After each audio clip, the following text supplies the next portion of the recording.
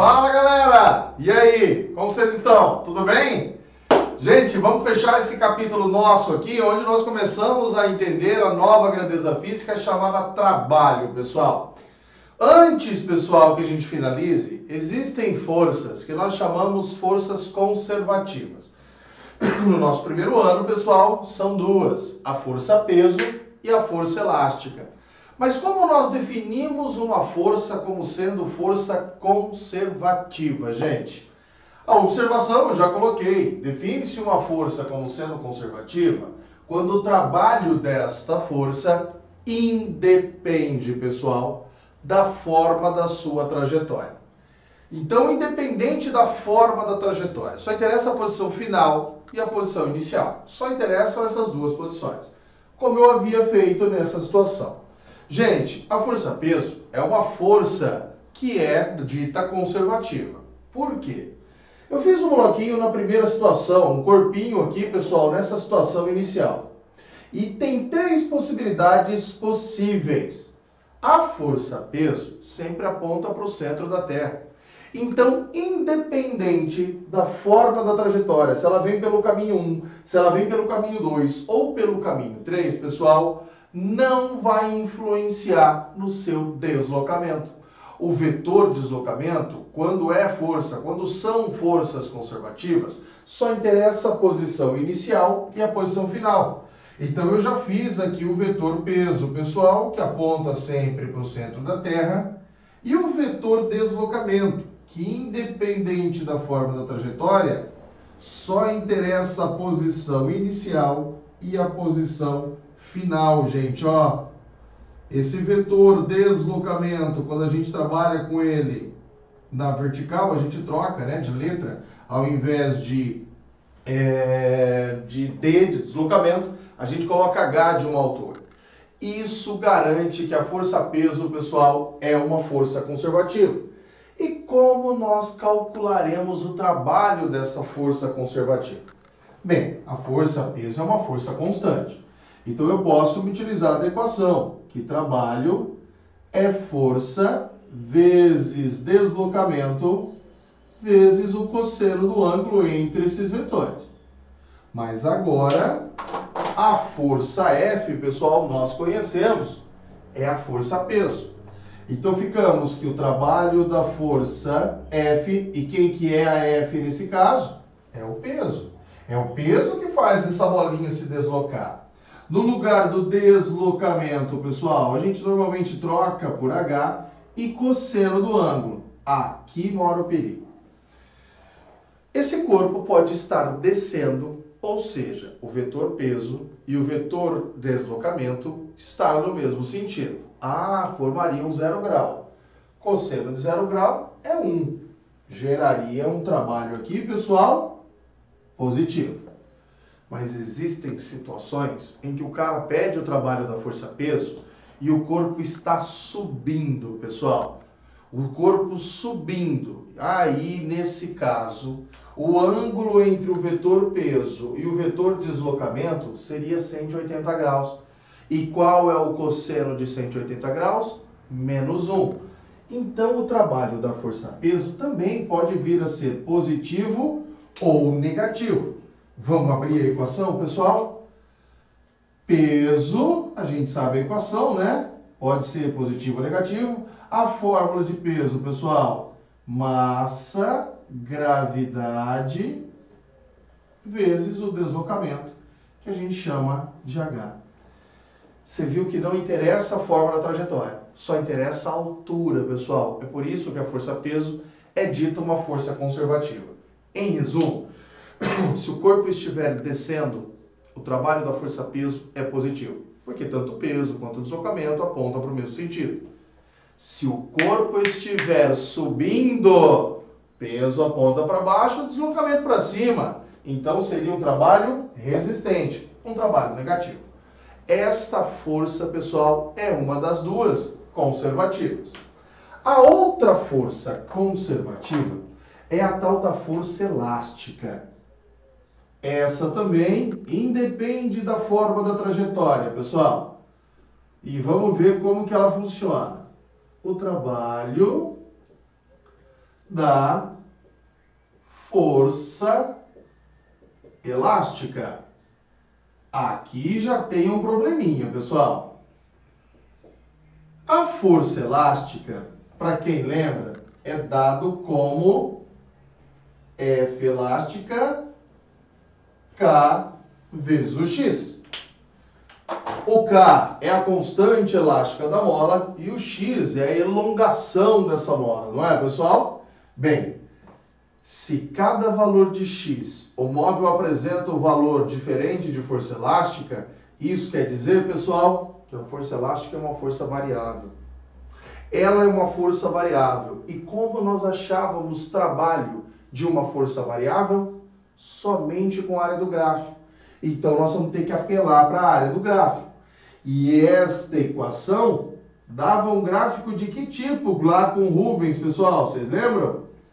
Nós tínhamos que o gráfico dessa força elástica era a força vezes o deslocamento, que é o x, né? Mas essa força e o x poderiam assumir esta situação. Olha só. Já já a gente começa a entender quando usa o sinal positivo e o sinal negativo dela. Nós sabemos que a força elástica é variável, então temos que achar a área do gráfico, gente. Ó, um x positivo, um x negativo. Força elástica negativa e força elástica positiva. A gente, lógico, só vai pegar um dos valores, pessoal, só uma das áreas para deduzir a fórmula. Eu, lógico, vou para o caminho mais fácil, eu vou em cima da área positiva. E que figura geométrica nós temos aqui, pessoal? Nós temos um triângulo. Então, a área desse triângulo é numericamente igual ao trabalho. Sabemos que quando a força for variável, o trabalho dela é extraído numericamente da área deste gráfico. E, pessoal, qual o gráfico? Força vezes deslocamento, né? O deslocamento aqui a gente chama de x, né? Vou fazer uma bolinha aqui. É um triângulo, então vamos para ele. O trabalho, então, é base. Qual que é a base, pessoal? É o x. Quem é a altura do mesmo triângulo? É a força elástica. E a força elástica é dada por kx. Base vezes altura dividido por 2. Olha, então, pessoal, eu pegando a área positiva, nós temos que o trabalho fica positivo. Mas se eu tivesse pego a área negativa, lógico, essa equação ficaria com o sinal negativo. Então, a fórmula a ser usada, quando for força elástica, é kx ao quadrado sobre 2, podendo assumir valores tanto positivos quanto negativos. Pessoal, são as duas forças, pessoal, ditas conservativas. São aquelas forças que independem da forma trajetória. Mas vamos analisar aqui agora quando a força elástica é positiva ou negativa. Para isso, eu vou ter que lembrar vocês do sistema massa-mola. Origem aqui, x positivo e aqui o x negativo. E é uma mola que nós vamos desenhar aí presa a um bloquinho. Pessoal, repara. Se o bloquinho estiver aqui, a tendência da força elástica é apontar sempre para a origem. Então, se acaso o bloco estiver se aproximando da origem, o trabalho é positivo. Vamos colocar essa observação. Pessoal, corpo, pode ser um bloco, né? Qualquer outra coisa. Corpo se aproximando, independente se é da esquerda para a direita, da direita para a esquerda, se o corpo se aproxima da origem, se ele está se aproximando, temos que o nosso trabalho é positivo. Caso contrário, pessoal, corpo se afastando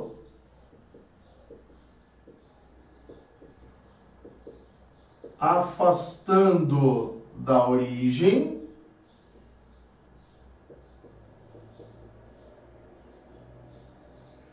temos, portanto, um trabalho resistente. Lembra que trabalho positivo é trabalho motor e trabalho negativo, trabalho resistente. Pessoal, essas são as duas forças que quando você for fazer o trabalho, descobrir o trabalho, você não vai se importar com a forma da trajetória. E finalizando isso, temos uma nova grandeza, pessoal. Uma outra grandeza chamada potência. Potência, né? Alguns já viram ali, né, pessoal, com Rubens, mas aqui a gente também aplica essa potência. E deixa eu apagar um pedaço do quadro aqui. Pegar um produtinho.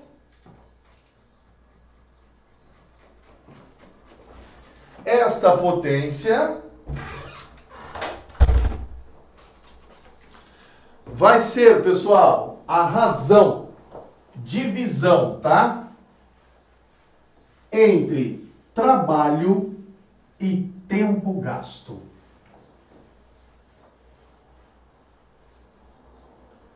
Olha só como que vai ser essa nova grandeza chamada potência. Vocês vão usar essa grandeza, pessoal, em todos os ramos da física, tá? Aqui, então, a gente começa de uma forma mais tranquila, dando os primeiros passos sobre essa grandeza, chamada potência.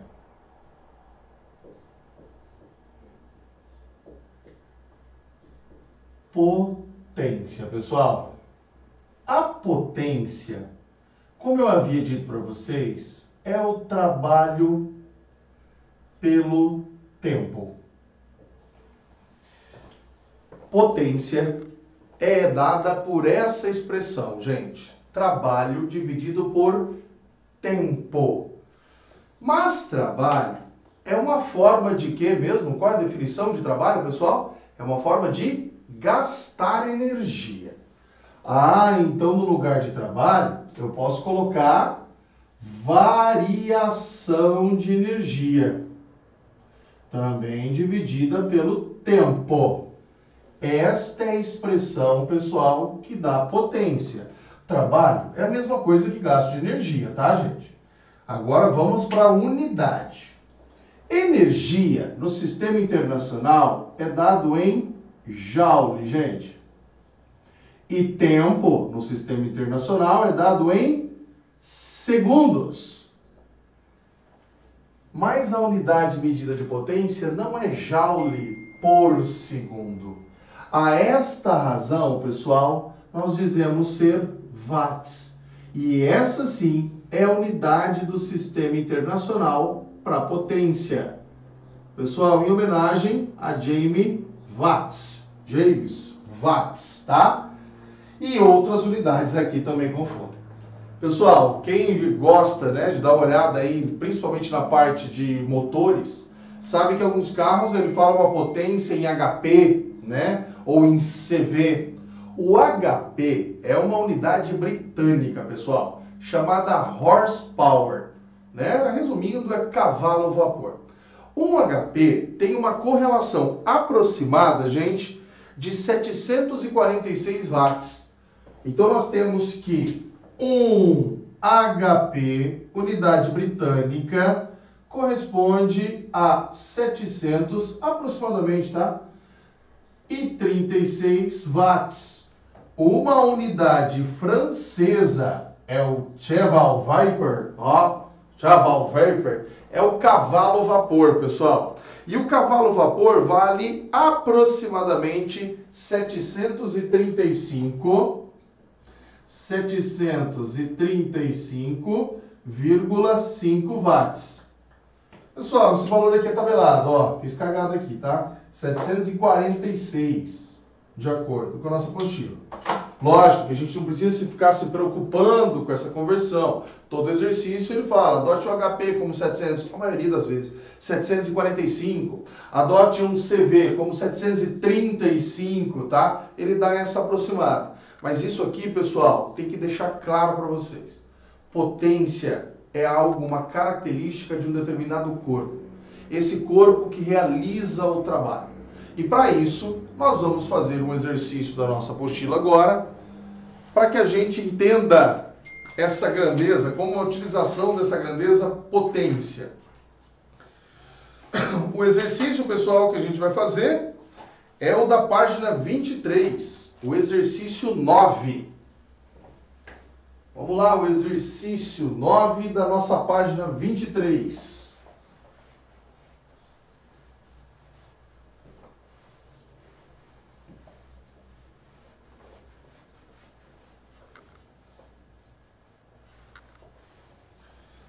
Taranana, vamos desenhando aqui.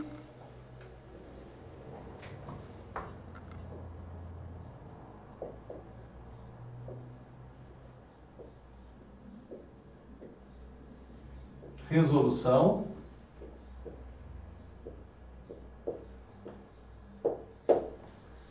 Página 23, 23, o exercício 9.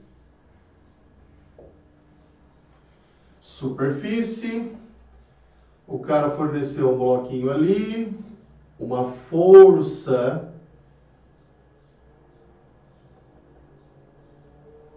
F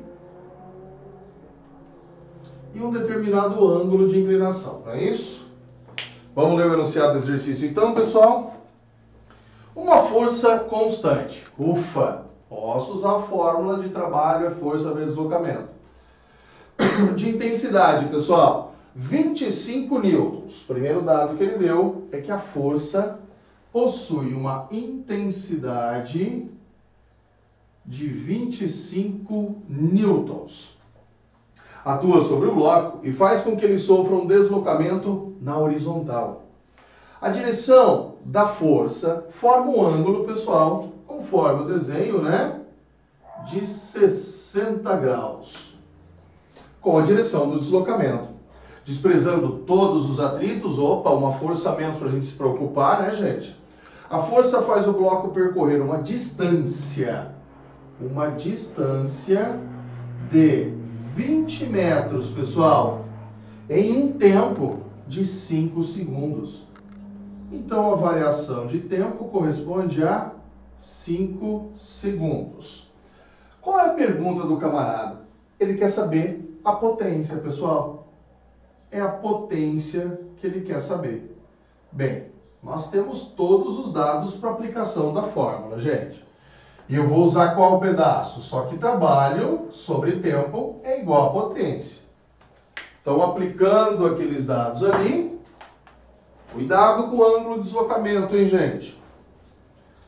Vamos aplicar os dados utilizando a fórmula. Potência é... Tem gente que coloca pote, tá, pessoal? Para não confundir com força-peso, né? É o trabalho dividido por tempo. E trabalho é força, deslocamento, cosseno do ângulo, né? Que no nosso caso, 60 graus. Dividido pelo tempo. Olha que beleza, pessoal? Só aplicar os dados. Agora que a onça está morta, né? Só bater uma fotinha com ela aí. Logo sabemos que potência é, pessoal, a força. E qual foi o valor de força que ele forneceu? 25. O deslocamento, pessoal, ele forneceu 20 metros. E o ângulo é 60. Cosseno de 60 graus corresponde a 1/2. Tudo isso dividido pelo tempo, que é 5 segundos. Pessoal, ficamos que 20 vezes meio é 10. 10 vezes 25 é 250. 250 dividido por 5. Logo, a resposta desse exercício tem como potência 50 watts. Olha que beleza, pessoal. A potência devido a esta força aí. E, gente, encerramos essa primeira parte aqui, né? Só com aplicação. Lógico, eu vou fazer com vocês mais alguns exercícios, mas eu vou pedir para que vocês façam de tarefa, pessoal. O exercício aí, gente, dessa mesma página. O exercício 11, 12 e o 13. E antes de finalizar, gente, tem uma coisinha bem específica para a gente falar. O tal, né, do rendimento, pessoal. O tal do rendimento. É tranquilo, é só a razão, gente. Divisão entre duas potências. A potência útil e a potência total. Então eu vou colocar até aqui uma observação nisso aqui. Quando a gente trata de um termo chamado rendimento, ó, vamos colocar em vermelhinho aqui.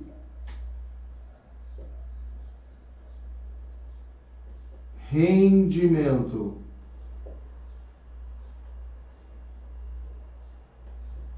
E o rendimento normalmente é representado, pessoal, por essa letra grega o eta, tá? O eta. Esse N com a perninha esticada é o eta. E como que a gente acha o rendimento? A potência útil dividido, pessoal, pela potência total. O rendimento sempre é um número menor que 1, pessoal. Esse rendimento sempre vai dar um número menor que 1. Por isso é comum o pessoal colocar em porcentagem. Multiplicar esse número que é menor que 1 por 100%. Aí nós temos rendimento em porcentagem. A potência útil sempre é uma potência, pessoal, menor que a potência total.